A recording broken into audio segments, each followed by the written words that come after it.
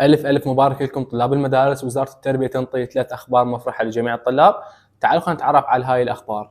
إذا أول مرة تشوفني فأتمنى منك المتابعة والضغط على زر اللايك وشارك المقطع لأصدقائك حتى يستفادون منه. خلينا نتعرف على التفاصيل المهمة. القرار الأول اللي هو إضافة 5 درجات، يعني نعطوكم درجات إضافية يا هم طلاب صف الخامس ابتدائي والأول متوسط والثاني متوسط والرابع الإعدادي والخامس إعدادي. بس دنا صفوف يشملهم 5 درجات إضافية. عندكم 5 درجات قديمه وعندكم هاي 5 درجات، فصار عندكم القرار 10 درجات. وبلغوا المدارس انه يعدلون الدرجات بعد ما جت هاي الدرجات الاضافيه، وان شاء الله راح تنجح هواي طلاب. القرار الثاني السماح بامتحانات الدور الثاني للطلاب الثالث متوسط والسادس ابتدائي الراسبين بدرس او درسين او ثلاثه. واضحه الفكره؟ اذا انت كنت راسب بثلاث دروس فتعتبر مكمل وتمتحن دور ثاني، اذا راسب باربعه فللاسف تعتبر راسب.